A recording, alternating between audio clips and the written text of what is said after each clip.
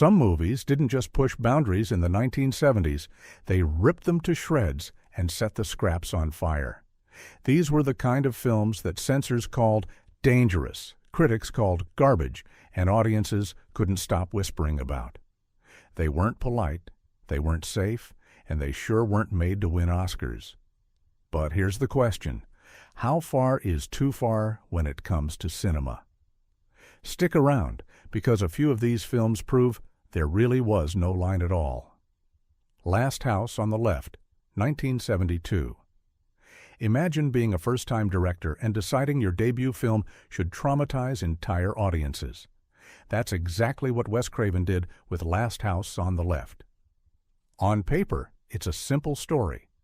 Two teenage girls head out to see a rock concert and run into a gang of escaped convicts.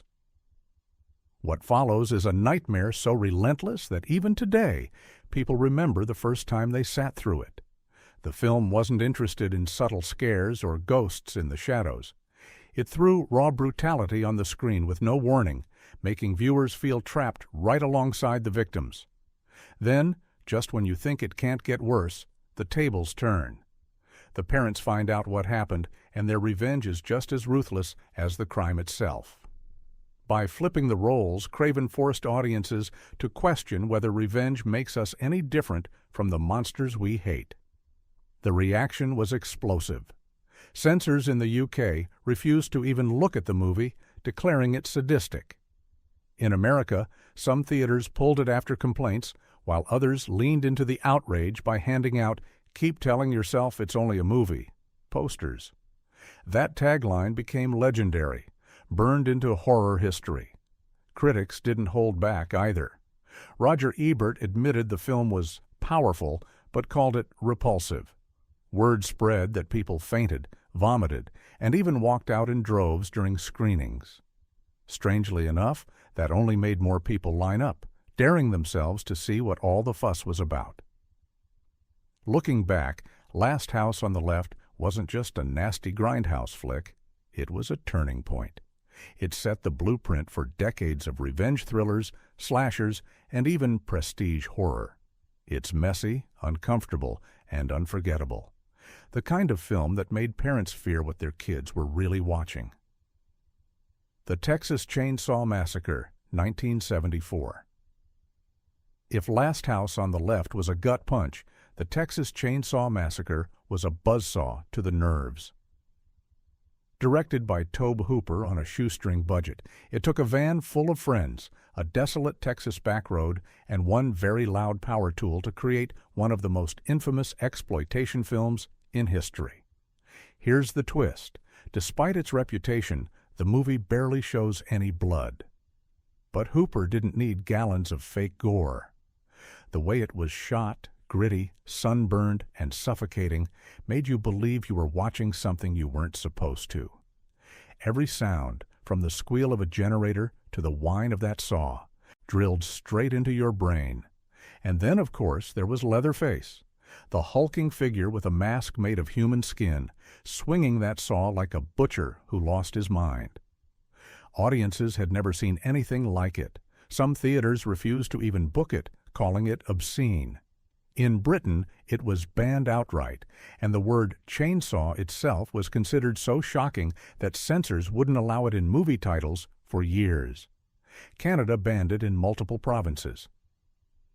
Hooper tried cutting scenes to calm down the ratings boards, but nothing worked. The film's reputation as too much stuck firmly in place. But that didn't stop it from becoming a box office monster. With a budget under $150,000, it grossed over $30 million in the U.S. alone, making it one of the most profitable indie films ever made. Beyond the controversy, it shaped the entire slasher genre that dominated the late 70s and 80s. Without Leatherface, there might never have been Michael Myers, Jason Voorhees, or Freddy Krueger. Even now, rewatching the Texas Chainsaw Massacre feels dangerous, like you're trespassing into forbidden territory. It's sweaty, loud, and relentless, a carnival of madness that doesn't let you breathe until the credits roll. And maybe that's why it still works. The horror isn't in what you see, it's in what you can't stop imagining. I Spit on Your Grave, 1978. Some films don't just leave scars on the audience, they practically start riots. I Spit on Your Grave is one of those. Directed by Mir Zarchi, it tells the story of Jennifer, a writer who heads to a quiet cabin to work on her novel. But peace is the last thing she finds. What follows is a relentless ordeal that shocked viewers into stunned silence. Unlike other grindhouse features that try to dress themselves up with humor or camp, this movie had no escape valve. Zarchi didn't let you look away, and that was the point. After Jennifer endures unspeakable abuse, the film shifts into a revenge saga where she hunts down her attackers with cold precision. It wasn't stylized, it wasn't exaggerated, it was raw, messy, and punishing. The backlash was immediate. In the UK, it was banned outright for years. In Australia, it never saw the inside of a theater. Critics destroyed it. Roger Ebert famously gave it 0 stars, calling it vile garbage and one of the most depressing experiences of his life. Feminist groups protested its screenings, claiming it glorified the very horrors it claimed to condemn. Yet, at the same time, some defenders argued it gave Jennifer real power, turning her from victim to avenger in a way mainstream cinema never dared. Financially, it was a surprise hit.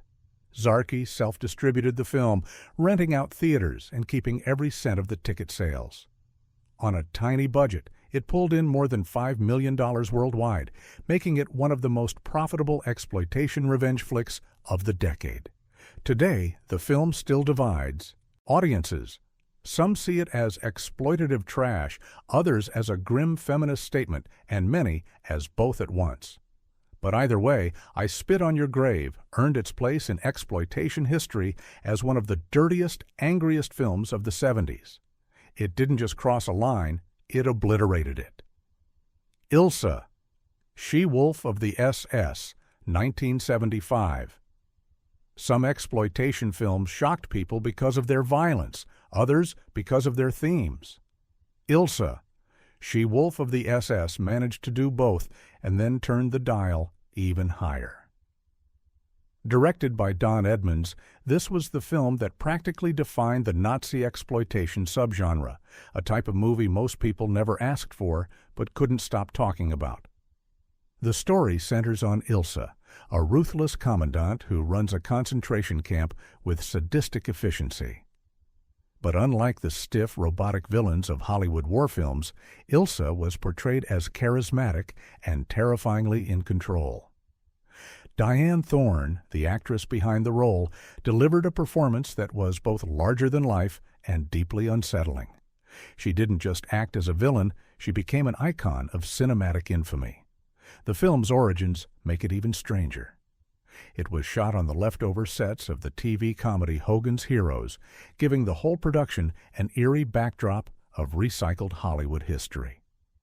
Funded through Canadian tax shelters and made on a budget of around $150,000, it went on to gross more than $2 million worldwide, a staggering profit considering the risks. Predictably, censors everywhere tried to shut it down. It was banned in Germany, Australia, New Zealand, and multiple other countries. Even the cast and crew attempted to sue to have their names removed, embarrassed by how notorious it became. And yet, the very outrage that tried to bury the movie only made it more famous. Sequels followed, each more outrageous than the last, cementing Ilsa as a cult figure in the grindhouse pantheon. Critics were horrified. Historians called it disgraceful. But exploitation fans embraced it as a wild, unapologetic shocker that didn't pretend to be anything else. Love it or hate it, Ilsa. She-Wolf of the SS wasn't just a dirty movie, it was a dirty phenomenon. Fight for Your Life, 1977. If there's one exploitation film that still sparks heated debate even decades later, it's Fight for Your Life. Directed by Robert Endelson, this low-budget home invasion thriller pushed racial tension, violence, and cruelty to the extreme. And for many, it went way too far. The story follows 3 escaped convicts who break into the home of a black minister and his family. From the first moment, the intruders unleash a torrent of racist abuse and shocking violence. It's ugly, it's uncomfortable, and it never tries to soften the blow. For much of the film, viewers are forced to endure the family's suffering in almost unbearable detail before the tables finally turn in a finale that delivers brutal payback. Even in the Anything Goes 70s, this was considered beyond the pale. The British Board of Film Classification refused to grant it a certificate in 1981, effectively banning it outright. During the video nasties panic in the UK, even VHS releases were yanked off shelves, and it has never been released uncut there to this day. Other countries followed suit, citing the extreme racial violence as a step too far. What makes Fight for Your Life especially notorious is how grounded it feels. The violence isn't cartoonish, it's disturbingly real. Unlike some exploitation films that lean into absurdity, this one hits close to home with a rawness that makes you squirm. Quentin Tarantino once called it one of the meanest exploitation films he had ever seen, and even John Waters, himself no stranger to cinematic filth, praised its relentless audacity. Financially, it flew under the radar in the U.S., but among grindhouse fans, it quickly built a reputation as a forbidden gem. To this day, it remains a movie that many refuse to acknowledge, while others consider it an essential piece of exploitation history. Either way, Fight for Your Life proves that sometimes crossing every line means you never get to come back. Super Vixens, 1975. When people talk about Russ Meyer, they usually mention wild storylines, cartoonish characters, and women who dominate the screen like forces of nature. Super Vixens may just be the ultimate Meyer experience, a fever dream of grindhouse energy that felt like an animated comic book splashed across the big screen. The plot is deceptively simple.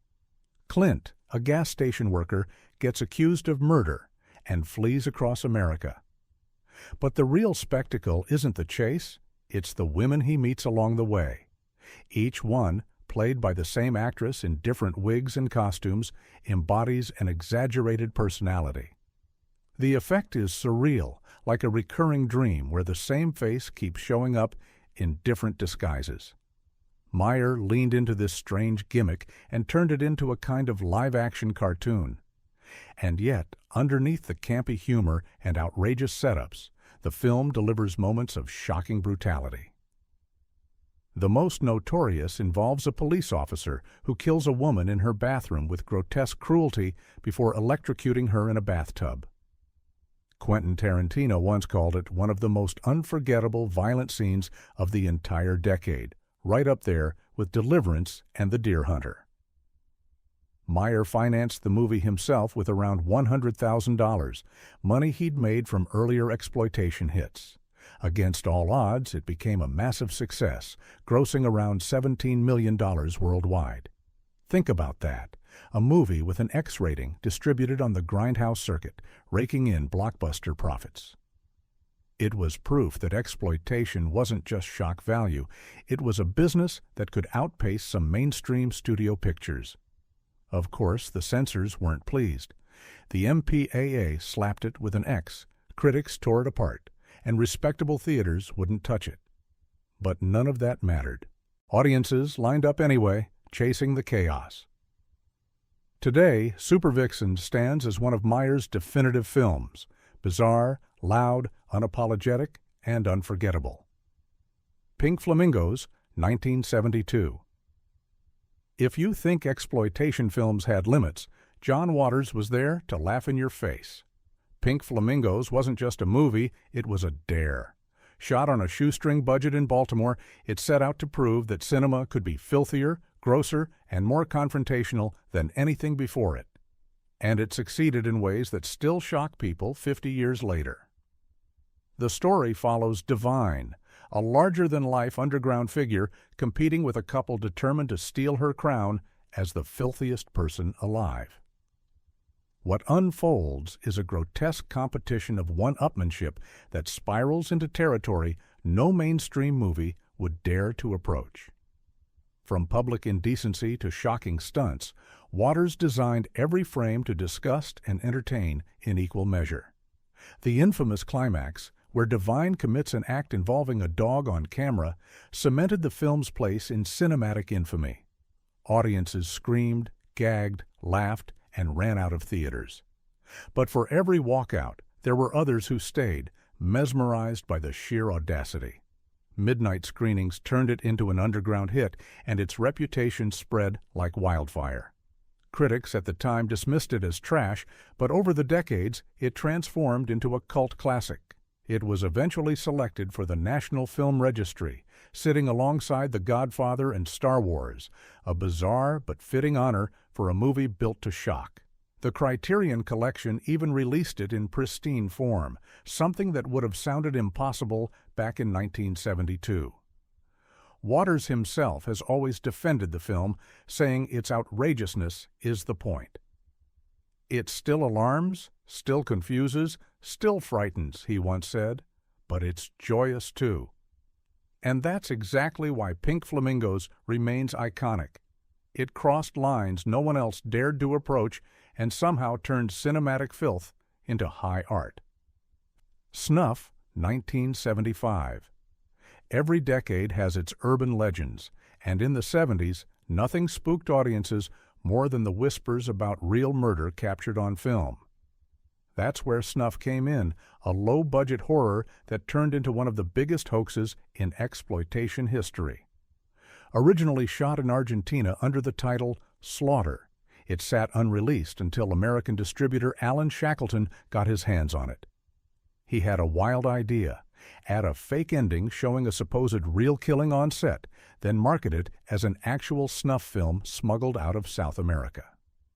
Overnight, it went from a forgettable cheapie to the most notorious movie in the world. Audiences freaked out. Feminist groups protested outside theaters, warning people that they were about to watch an actual crime. Police investigated screenings. The FBI even got involved, trying to determine if what was on screen was real. Talk shows debated it, newspapers ran headlines, and in some cities, theaters were forced to shut it down mid-run. Of course, the murder was staged, performed by actors who later had to appear on television to prove they were alive.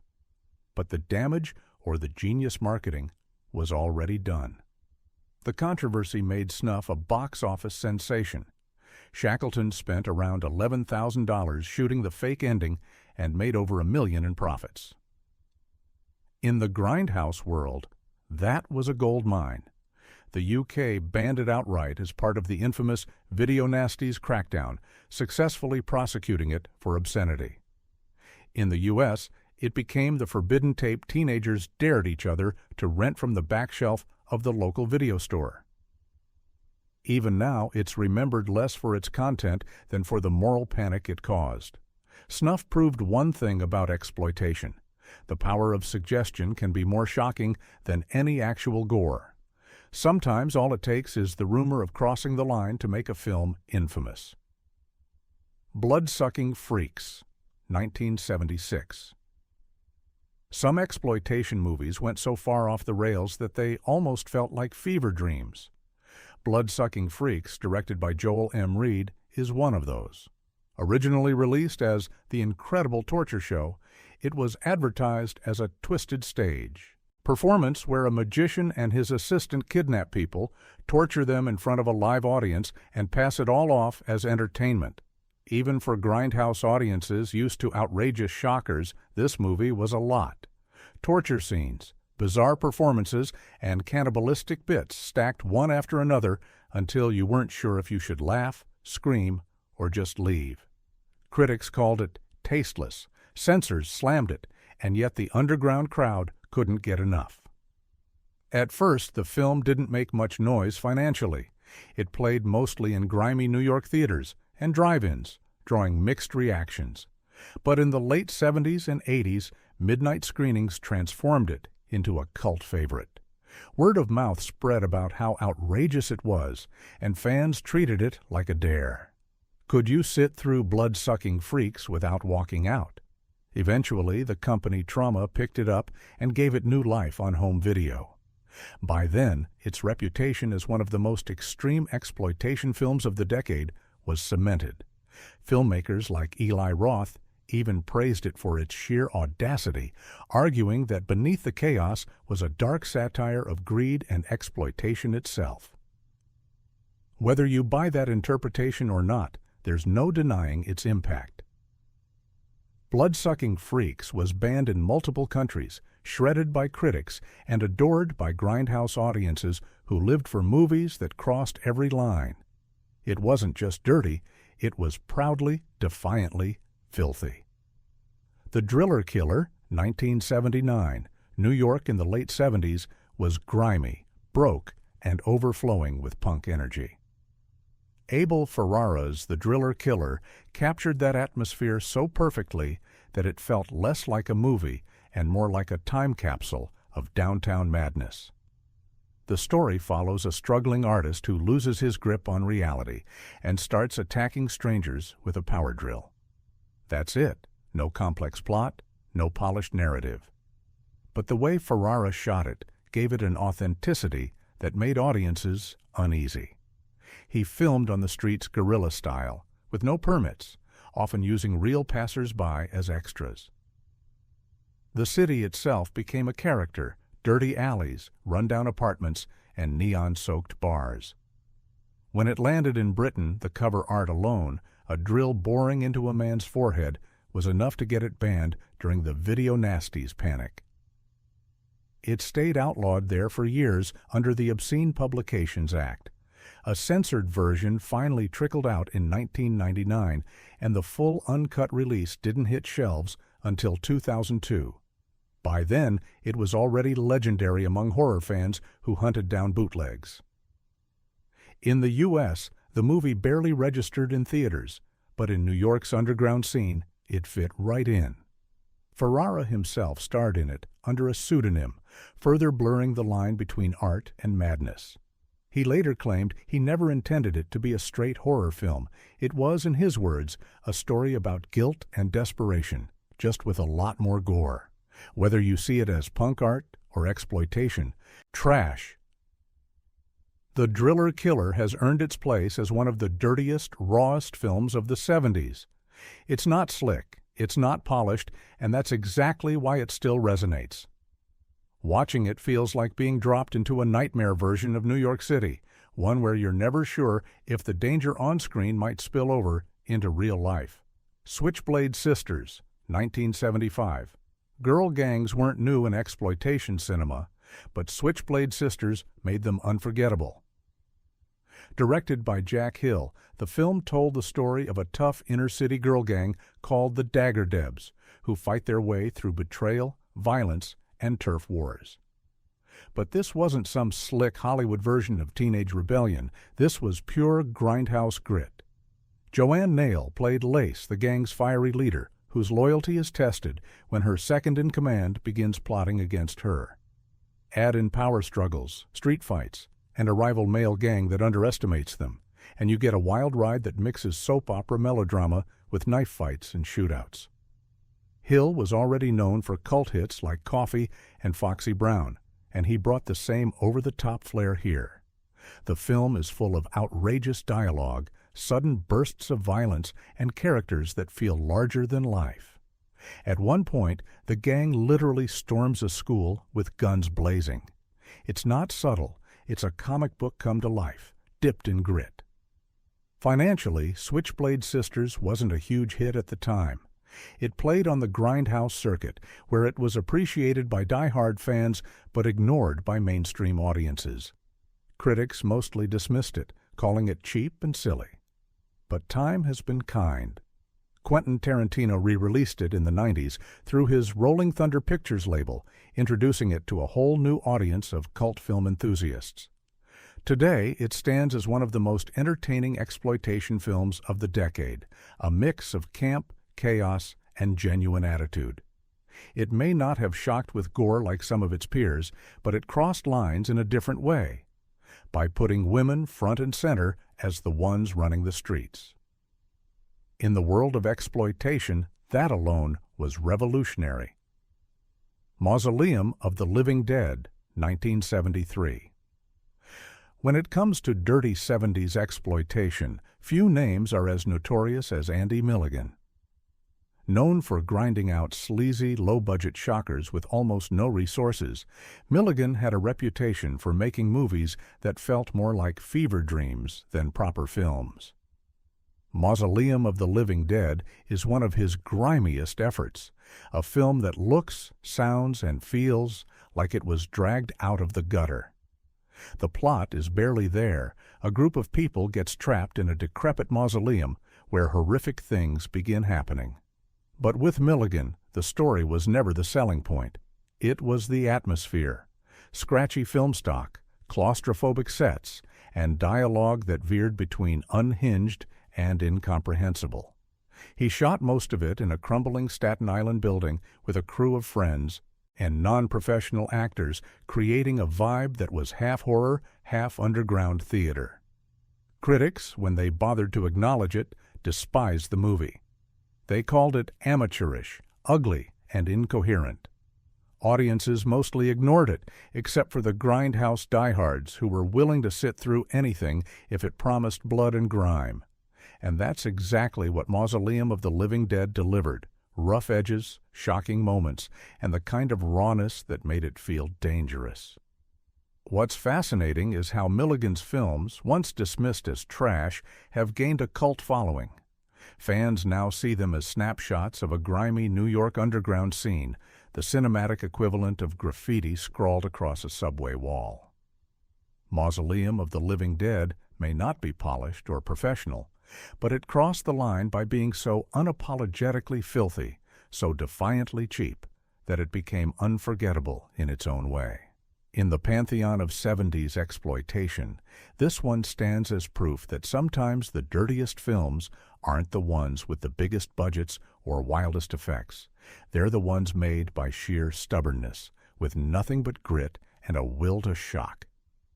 So there you have it, 13 films that didn't just cross the line, they bulldozed it and laughed at the wreckage. Some were banned, some were condemned, and some became cult legends. But all of them proved that in the 70s, grindhouse cinema wasn't afraid of outrage, it thrived on it. Which of these dirty shockers have you actually seen? Drop your pics in the comments, hit subscribe for more deep dives into cinema's wildest corners, and tell me, would you dare watch them all?